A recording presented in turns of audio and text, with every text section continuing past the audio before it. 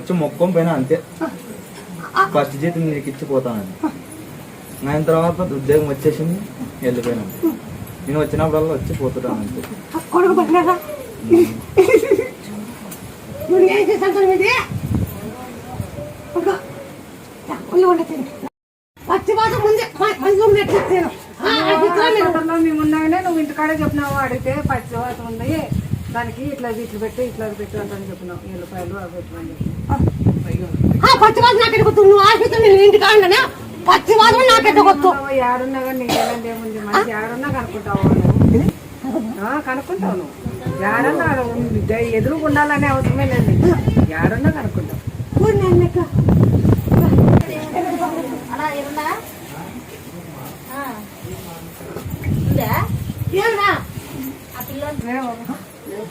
కనుక్కోలేడమ్మా, ఎవరు నువ్వు అంటాడు, బిడ్డను కనుక్కోలేడు.